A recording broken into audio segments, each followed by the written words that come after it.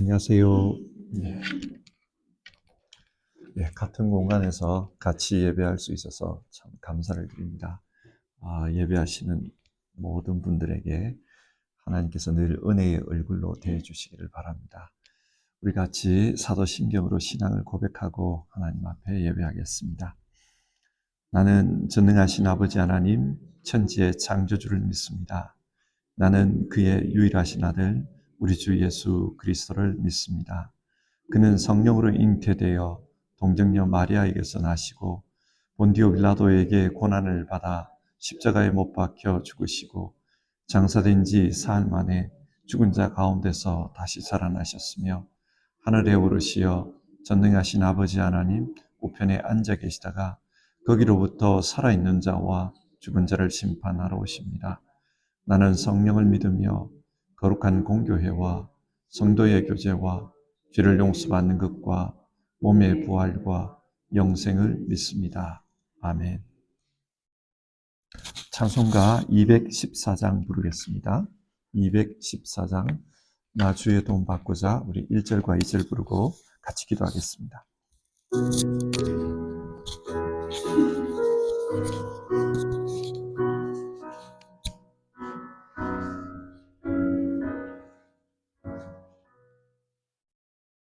나 주의 도움 받고자 주 예수님께 빕니다. 그 구원 허락하시사 날 받아주소서. 내 모습 이대로 주 받아주소서. 날 위해 돌아가신 주 날 받아주소서.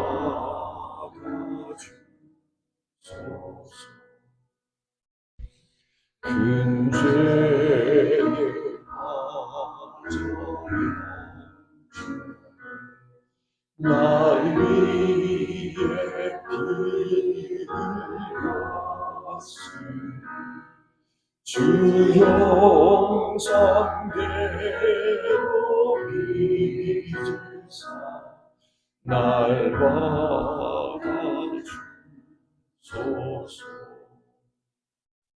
내 모습 이대로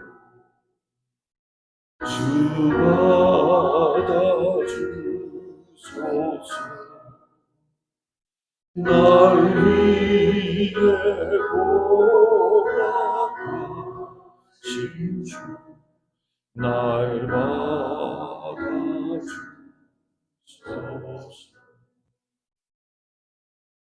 같이 기도하겠습니다.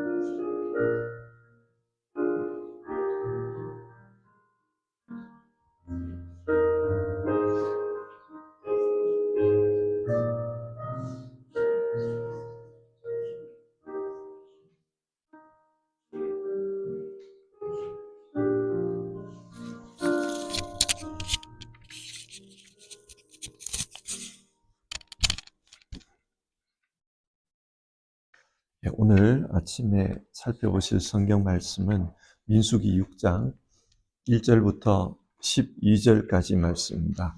민수기 6장 1절에서 12절입니다.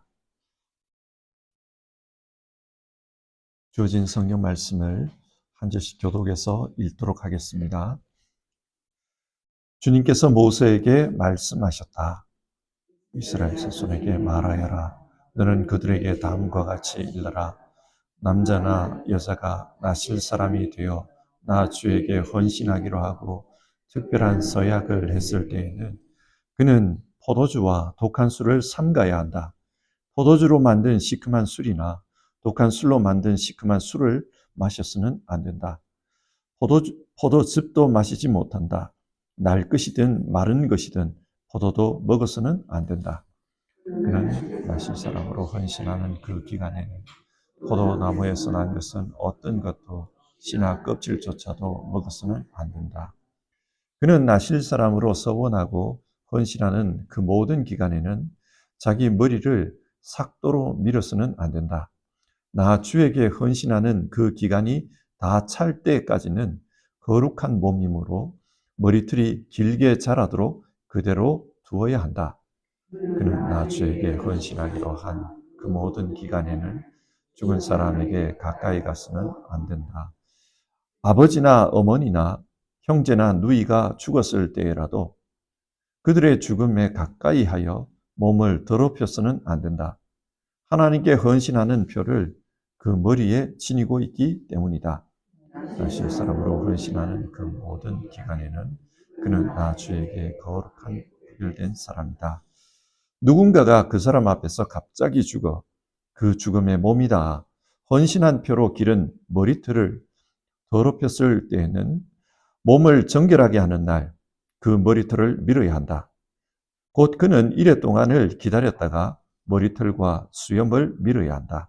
그리고 이어들은 날에는 산비둘기 2마리나 집비둘기 새끼 2마리를 유막어기로 가져와서 제사장에게 주어야 한다. 그러면 제사장은 한 마리는 속죄제물로 삼고 나머지 한 마리는 번제물로 삼아 죽음을 만진 그의 죄를 속해야 한다. 바로 그날로 그는 다시 자기 머리털을 거룩하게 바쳐야 한다. 헌신하기로 작정한 기간 동안 그는 나 주에게 자신을 새롭게 헌신해야 하므로 1년 된 새끼 수장을 가져다가 속건 제물로 바쳐야 한다. 나실 사람으로 한번 구별된 그의 몸이 이 일로 더럽게 되었기 때문에 새로 헌신하기로 한 경우에는 그 이전까지의 기간은 무효가 된다. 아멘. 우리가 성경을 읽을 때 제일 중요하게 여겨야 할 것은 하나님께서 이 말씀을 통해 무엇을 말씀하시려고 하는가, 그 의도를 파악하는 것입니다. 하나님의 의도를 이해하지 못하면 열심히 성경을 읽어도 신앙에 유익이 없습니다. 예를 들어 이단에 빠진 이들을 한번 생각해 보십시오. 그들은 열심히 성경을 읽습니다. 어쩌면 일반 교회 다니는 사람들보다도 훨씬 더 열심히 성경을 읽습니다. 그런데 왜 그런 이상한 신앙에 빠져서 살아갈까요? 하나님께서 왜 이 말씀을 하시는지 그 의도를 잘못 파악했기 때문입니다. 이처럼 성경을 읽을 때는 하나님의 의도를 잘 파악하는 것, 그것이 정말 중요합니다. 하나님의 의도를 정확하게 파악하기 위해서는 성경 본문 전체의 흐름을 따져보는 것이 필요합니다. 민수기 1장에서 10장은 광야로 출발해야 할 이스라엘 백성에게 광야에서는 어떻게 살아야 하는지 하나님께서 그것에 대해 말씀하는 내용입니다. 먼저 1장과 2장을 보시면요. 전쟁할 수 있는 남자의 수를 세라고 했습니다. 그리고 이스라엘 조직을 군대 조직처럼 그렇게 편성하게 합니다. 이것은 이스라엘의 정체성이 무엇인지를 하나님께서 말씀해 주는 것입니다. 이스라엘은 하나님의 군대라는 것입니다.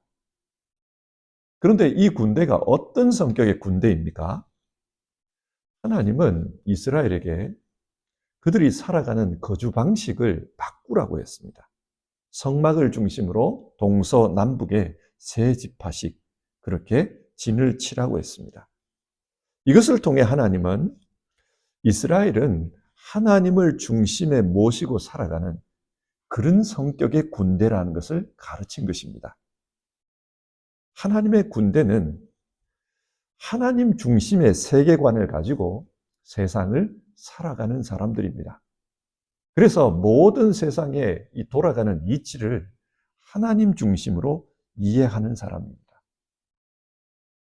이렇게 하나님 중심의 세계관을 가지고 살아가는 사람들, 이들이 구체적으로 어떻게 행해야 될지를 가르치기 위해 돕는 자들을 두셨습니다. 그들이 레위 사람들입니다. 그래서 민수기 3장과 4장은 레위 사람에 대해서 이야기하고 있습니다. 여러분, 구체적으로 하나님을 중심에 두고 사는 사람들, 그 사람들은 어떻게 살아야 합니까? 5장과 6장은 이것에 대해서 말하는 겁니다. 1장에서 4장이 하나님 중심의 사람들이 살아가는 삶의 형식에 대해서 이야기했다면 5장과 6장은 하나님 중심의 사람들이 살아가는 삶의 내용에 대해서 말하는 겁니다. 어떻게 살아야 되는가? 한마디로 말해서 거룩하게 살아야 한다. 그렇게 이야기하고 있습니다. 자, 이런 말씀을 하는 가운데 나실 사람에 대해서 이야기하고 있습니다. 전체의 흐름 속에서 보면 왜 나실 사람에 대해서 이야기하시는지가 분명하게 드러나는 겁니다. 거룩하게 사는 게 어떤 거냐? 그 예시를 이 나실 사람을 통해서 하나님은 보여주고 있는 겁니다. 만약에 이런 전체적인 맥락을 고려하지 않으면 술 먹으면 안 되구나. 머리를 깎으면 안 되구나. 이렇게 이해할 수 있어요. 그래서 성경을 잘못 이해해가지고 살아가는 삶의 방식에 있어서 금주하면 하나님 믿는 건 줄 압니다. 머리를 기르고 좀 이렇게 거룩하게 보이게 외형을 그렇게 갖추면 그게 하나님 믿는 건 줄 알아요. 그렇지 않습니다. 하나님 중심으로 사는 사람은 거룩하게 사는 사람인데 그 예시가 이 나실 사람이라는 겁니다. 하나님 중심으로 사는 것, 그것을 돕기 위해서 레위 사람을 세웠다 그랬잖아요. 그러면 이 레위 사람들도 하나님을 섬기며 하나님 중심으로 사는 사람들입니다. 그런데 문제는 이들이 종교인이라는 게 문제입니다. 여러분, 이걸 오늘 우리 현실에서 한번 생각해 보십시오. 사람들이 하나님을 잘 믿기 위해서 모두 목사가 되려고 한다면 이 세상이 어떤 모습이겠습니까? 정상적으로 운영이 될까요? 누군가는 농사를 지어서 사람들이 먹고 살 수 있는 음식을 만들어야 합니다. 그리고 누군가는 사람들이 쓸 수 있는 그런 물건들을 만들어서 팔아야 합니다. 그래야 이 세상이 돌아갑니다. 그런데 모든 사람들이 목사가 되기 위해서 신학교에 가고 그 다음에 교회에서만 일을 한다면 이 세상이 어떻게 운영이 되겠습니까? 하나님은 그런 세상을 원치 않습니다. 그래서 오늘 우리식으로 말하면 일반 평신도지만 그래서 살아가는 삶의 모습은 일상적인 일을 하면서 살아가지만 마음만큼은 레위 사람들처럼 하나님을 중심에 모시고 하나님을 섬기며 살아가는 그런 사람들이 필요한 겁니다. 그래서 하나님은 이 나실 사람에 대해서 말씀하고 있는 겁니다. 자, 이런 하나님의 의도를 생각하시면서 오늘 본문 내용을 구체적으로 한번 살펴보십시다. 먼저 나실 사람이 어떤 사람입니까? 우리는 이 질문부터 해봐야 합니다. 나지르. 나지르라는 이 단어는 구별되었다, 헌신되었다 그런 뜻과 연관이 있습니다. 그러니까 나실 사람은 레위 지파 출신이 아닌데도 하나님께 헌신이 되어서 하나님을 섬기는 사람입니다. 대표적으로 삼손 같은 사람이 있어요. 이 삼손은 단 지파 출신입니다. 그러나 하나님은 그 삼손을 뱃속에서부터 선택했습니다. 그리고 평생을 하나님을 섬기면서 이스라엘의 지도자로 살도록 하십니다. 그가 맡은 역할은 꼭 장수와 같아요. 이스라엘의 지도자가 되어서 블레셋과 싸워야 했습니다. 그리고 그 블레셋으로부터 이스라엘을 보호하는 것이 하나님께서 맡기신 일이었습니다. 삼손의 모습을 보면 성막에 가서 성경을 가르쳤다, 하나님 앞에 제사를 드렸다, 이런 내용이 없습니다. 레위 사람과는 완전히 다른 방식으로 살았습니다. 그러나 그는 하나님 앞에 헌신된 사람이었습니다. 이런 사람이 나실 사람입니다. 자, 이 나실 사람들은 일정 기간 동안, 그것이 혹 한 달이든 1년이든 일정 기간 동안, 정해진 기간 동안만 하나님 앞에 헌신하는 경우도 있었고요. 그게 아니라 이 삼손처럼 평생 동안 하나님께 헌신하는 사람도 있었습니다. 기간은 각기 다릅니다. 하지만 나실 사람이 되는 방식은 동일합니다. 어떻게 나실 사람이 된다고 합니까? 2절을 보면요, 남자나 여자가 나실 사람이 되어 나 주에게 헌신하기로 하고 특별한 서약을 했을 때에는, 특별한 서약을 했다는 거예요. 나는 언제부터 언제까지 하나님을 섬기는 일에만 집중하겠습니다. 특별한 서약을 했습니다. 아마 제사장 앞에서 가서 했을 가능성이 큽니다.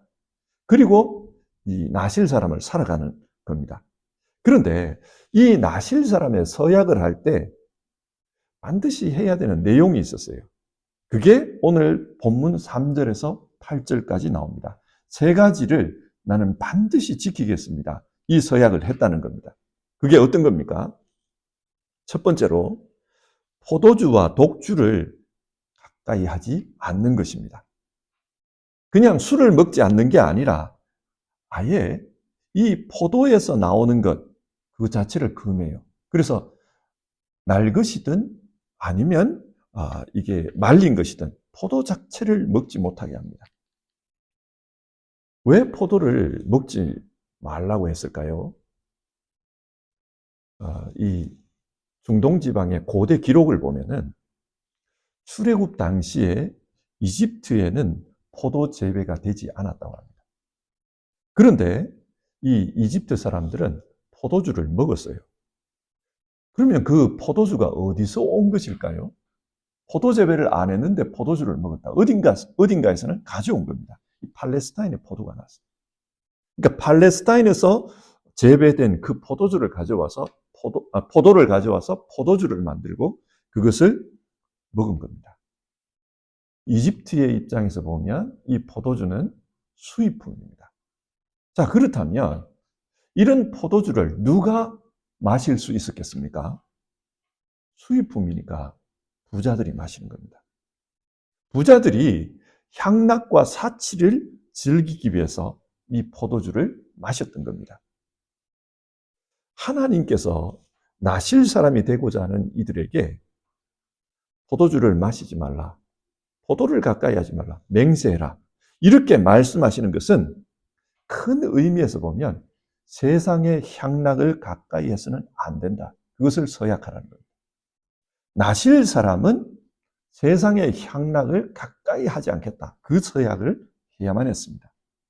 자, 이것을 오늘 우리에게 가져와서 한번 생각을 해보면요, 세상의 즐거움을 추구하면서 동시에 하나님을 섬기는 거룩함의 경지로 들어가는 것이 가능한가, 이 말입니다. 세상의 부자들처럼 매일 저녁마다 파티를 즐깁니다. 온갖 향락을 다 즐깁니다. 그러면서 동시에 하나님 앞에 경건하게 내 삶을 하나님께 바칩니다. 하나님, 나를 통해서 일해 주십시오. 그럴 수 있냐라는 겁니다. 불가능해요. 그래서 하나님은 이 헌신된 사람들에게 이 서약을 하라고 한 겁니다. 그런데 이 문제를 오늘 우리에게 적용을 해보면 참 이게 어려운 문제예요. 우리 그리스도인들은 하늘에 속한 사람이면서 동시에 이 땅에서 살아갑니다. 그러니까 하늘의 법을 따라야 되지만 동시에 이 땅의 삶의 기준, 이걸 무시할 수가 없습니다. 그래서 우리 그리스도인들에게 세상의 향락을 따르지 않겠습니다, 이게 쉬운 것 같으면서도 쉽지가 않아요.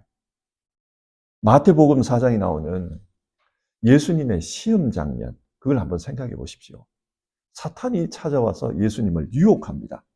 그때 유혹한 것 중에 하나가 나에게 엎드려 절하면 이 세상 만국의 모든 영화를 네게 주겠다. 그것이었습니다. 여러분, 사탄이 왜 이걸 유혹했을까요?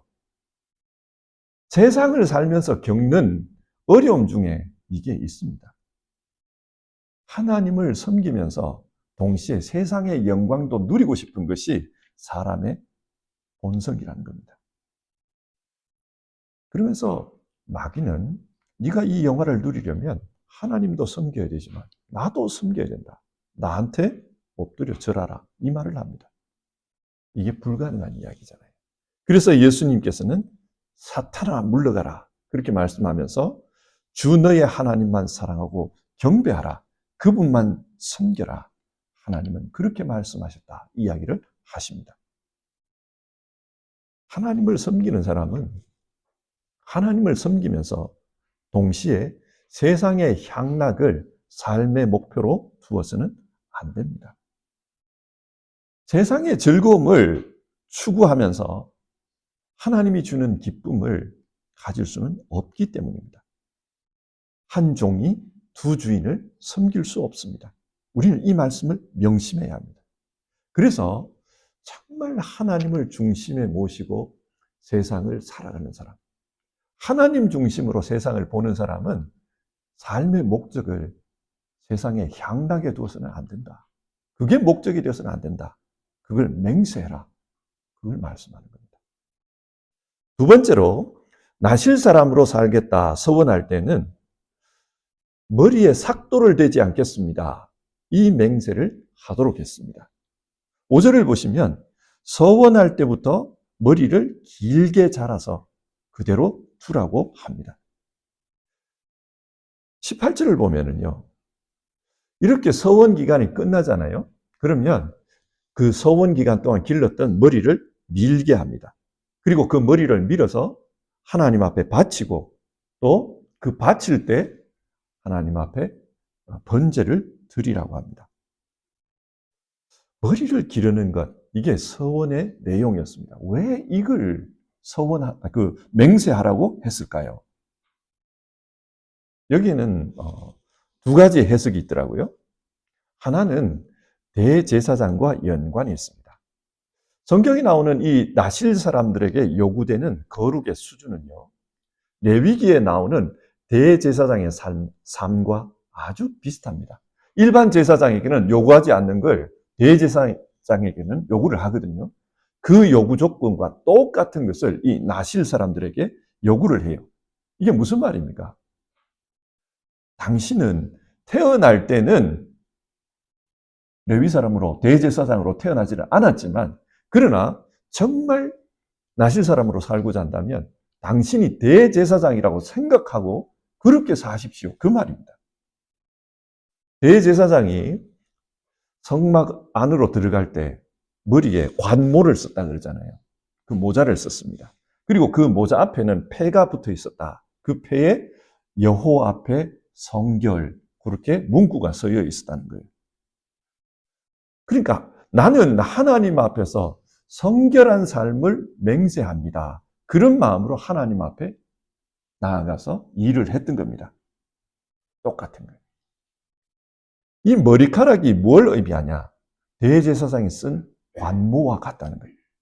그러니까 이 머리를 기르면서 나는 대제사장이 관모를 쓴 것처럼 이 머리를 가지고 하나님 앞에 성결하게 나아가 있습니다. 이 성결에 대한 의미라는 겁니다. 또 다른 해석은 어떤 거냐면은 이 머리카락은 생명력을 상징한다는 겁니다. 여러분 그렇지 않습니까? 우리가 무슨 특별한 노력을 하지 않아도 머리카락은 매일 자랍니다. 가만히 두어도 자랍니다. 왜 가만히 두었는데 자랄까요? 하나님께서 자라게 하신다. 사람들은 그렇게 생각합니다. 하나님께서 우리의 머리카락을 자라게 하신다. 그래서 예수님 뭐라 그럽니까? 하나님께서는 우리 머리카락 수도 다 세고 계신다. 그러잖아요. 하나님께서 자라게 하신다는 거예요. 그래서 이 머리카락은 하나님의 힘, 우리 몸에 있는 하나님의 힘을 상징한다는 겁니다. 따라서 나실 사람으로 살겠습니다. 이거는 나는 이제부터 하나님이 주시는 힘, 하나님의 생명력으로 살겠습니다. 그런 의미라는 겁니다. 세상의 힘 의지하지 않고 하나님의 힘을 의지하고 살겠습니다. 예수님께서 기도에 대해서 가르치면서 너희는 무엇을 마실까, 무엇을 먹을까, 뭘 입을까, 그거에 대해서 염려하지 마라. 이런 것은 이방 사람들이나 구하는 것이다. 그렇게 말씀했어요. 왜 이런 것을 위해서 기도하지 말라고 했습니까? 공중의 새를 봐라. 들에 핀 백합화를 봐라. 그들이 일하지 않고 길쌈하지 않아도 하나님께서 먹이시기 때문에, 하나님께서 입히시기 때문에 그렇게 잘 살아가지 않냐. 하물며 너희일까 보냐. 그 말씀을 하셨어요. 그러니까 예수님께서도 너희는 하나님께서 먹이시다는 그것을 기억해라. 하나님의 힘을 의지하고 살아가라. 그 말입니다. 그러니까 너희가 구할 것은 그런 게 아니라 먼저 그의 나라와 그의 의를 위해서 기도해라. 그렇게 말씀했습니다. 머리를 기른다는 게 이런 의미예요. 모든 것은 하나님께서 먹이시고 입히시니까 나는 그 하나님의 힘을 믿고 이 세상 살겠습니다. 내가 이 세상을 살면서 할 일은 먼저 주의 나라와 주님의 의를 추구하는 것임을 알고 그렇게 살겠습니다. 그겁니다. 그러니까 나실 사람으로 살면서 나는 머리를 깎지 않겠습니다. 이렇게 서원하는 것은 나는 하나님의 힘으로 살겠습니다. 그리고 앞으로 내가 사는 것은 하나님의 나라와 하나님의 의를 위해서 살겠습니다. 이겁니다. 성도 여러분, 우리 그리스도인들은 영적으로 보면은 다 나실 사람들이잖아요. 나실 사람으로 살면서 우리 태도를 좀 돌아볼 필요가 있어요. 우리는 뭘 위해서 기도하며 사느냐, 좀 돌아볼 필요가 있어요. 그리고 때로는 주님께 미안해야 합니다. 왜냐? 뭘 먹을까? 뭘 마실까? 만약에 이런 문제로 기도를 한다면 난 주님을 못 믿는다는 말이에요. 불안하다는 말이에요. 불신하고 있다는 말입니다. 그럼 주님께 미안한 마음으로 우리는 회개해야 합니다. 우리는 이 세상을 살면서 하나님의 힘으로 살겠습니다. 하나님의 주권, 그걸 믿고 나는 살겠습니다. 그리고 하나님의 뜻, 그것을 내 삶의 목표로 살겠습니다. 그걸 우리 마음에 품어야 됩니다. 물론 여러분이 그렇다고 해서 여러분 앞에 어려움이 생길 때마다 그걸 의지적으로 기도하지 말라 이 말은 아닙니다. 주님은 뭐든지 우리의 기도를 듣는 걸 좋아하세요. 그러니까 마음에 근심이 생기면 그런 기도를 하십시오. 그러나 동시에 야, 내가 참 믿음이 적구나. 그래서 내가 이렇게 의심을 하구나. 그러면서 또 주님 앞에 주님의 나라를 위해서 내가 살고 싶습니다. 그렇게 기도하시면 됩니다. 세 번째로 나실 사람은 하나님 앞에 헌신하는 기간 동안에 시체를 가까이 하면 안 된다. 그런 말이 나옵니다. 시체를 가까이 하지 않겠다는 그 서약을 하도록 했습니다. 어느 정도로 철저하게 이 규정을 지키라고 하는가 하면 가족이 죽었을 때에도 시신을 가까이 해서는 안 된다. 그 이야기를 합니다. 그리고 만약에 어쩔 수 없이 불가피하게 이 서약을 어겼을 때는 정결의 시간을 7일 동안 가지라고 합니다. 그리고 7일이 지나면 이 머리를 다시 밀라고 그래요. 머리를 밀고 하나님 앞에 속죄제와 번제 그리고 속건제를 드리라고 합니다. 속죄제, 속건제는 이 잘못했습니다. 그런 의미로 드리는 거잖아요. 그렇게 하라는 거예요. 왜 이 잘못했습니다 그러면서 머리를 밀라고 하는가? 그 의미가 12절에 나와요. 12절을 보면은 하나님 앞에 내가 서약을 어겼으니 오늘부터 다시 서약의 기간을 시작하겠습니다. 예를 들어서 나는 100일 동안 하나님 섬기겠습니다. 이렇게 서약을 했는데 99일 지키다가 이 시체를 가까이 해버렸어요. 그러면 무효. 네. 그러면 다시 1일부터 다시 시작하는 거예요. 뭐 99일 했으니까 하루만 채우는 게 아니라 다시 1일부터 시작하라는 겁니다. 그런 의미입니다. 왜 이렇게 하라고 하는가? 시체는 죽음을 의미합니다. 그리고 성경을 보면 이 죽음이 왜 오는가? 죄의 삭은 사망이다. 그렇게 말합니다. 죄의 결과로 이 죽음이 왔다는 겁니다. 죄를 싫어하시는 하나님은 하나님께 헌신된 기간 동안은 죄를 최대한으로 멀리하라고 합니다. 절대로 죄를 가까이 하지 말라는 거예요. 이것이 오늘 우리에게 교훈하는 바는 하나님을 믿는 사람들, 그 마음 중심에 하나님을 둔 사람들은 정말 죄를 멀리하는 마음으로 살아야 된다는 겁니다. 성경은 말합니다. 죄는 그 모양이라도 버리라. 가까이 하지 말라는 겁니다. 그래서 나실 사람 서원을 할 때 이 맹세를 하게 했습니다.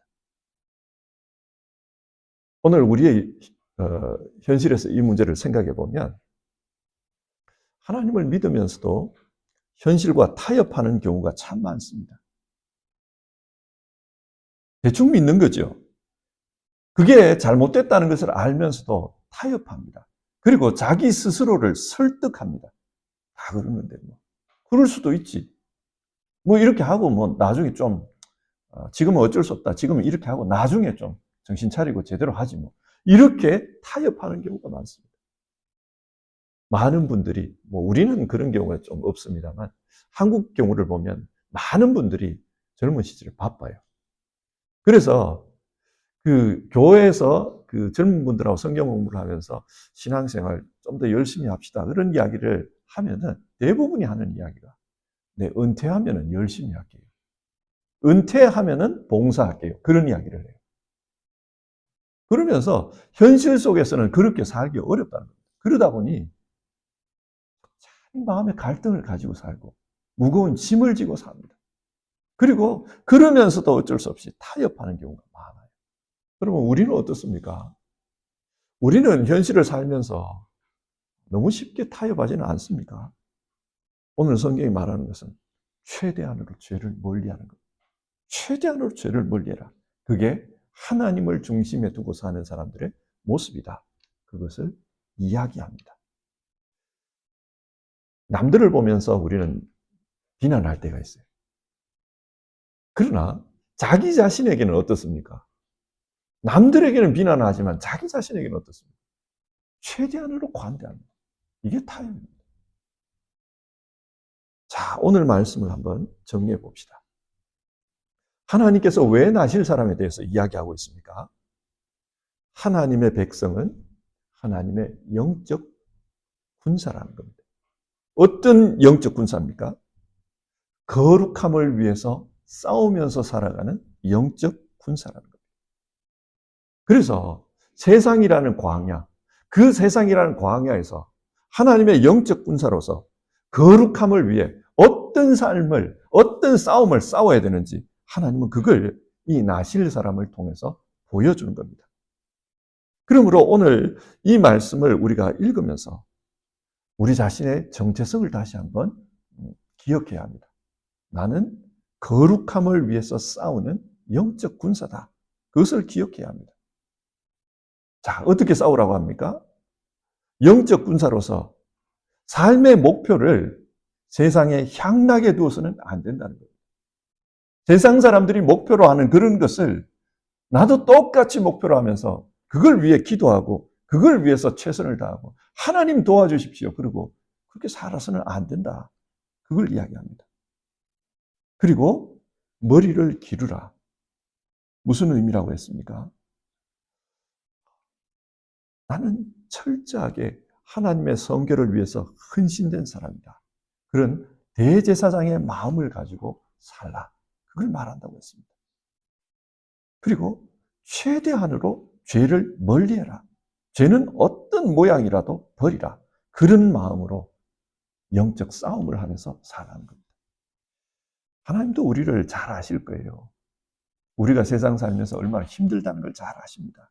이 말씀을 하시는 이유는 우리의 어깨에 짐을 짊어지우기 위해서 말씀하는 게 아닙니다.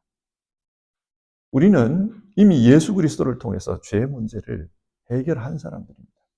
그 죄 문제는 하나님이 해결하십니다. 그런데 하나님의 사람으로서 어떻게 살아야 되냐? 그걸 말씀하는 거예요. 타협하면서 살지 말라. 자기 합리화하면서 살지 말라. 그걸 말씀하는 겁니다. 우리는 영적 군사로서 하나님의 거룩함을 드러내야 합니다.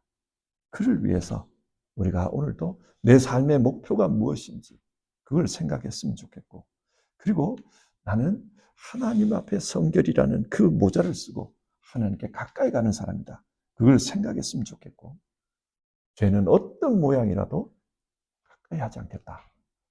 그런 마음으로 오늘 하루를 살았으면 좋겠습니다. 우리 삶을 돌아보면서 우리 같이 기도하는 시간 가지겠습니다. 352장입니다. 352장.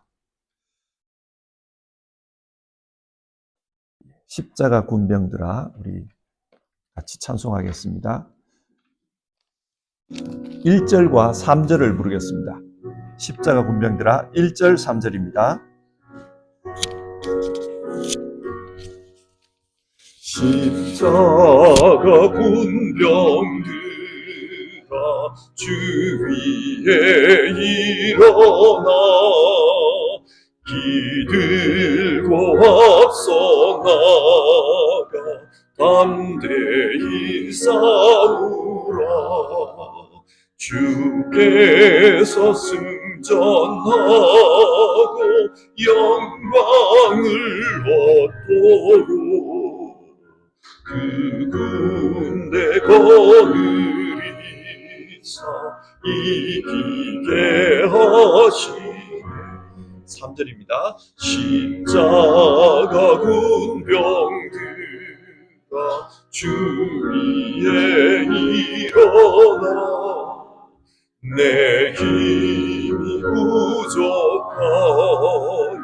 주 권능 믿으라. 복음의 갑주 입고 늘 기도하면서 너 맡은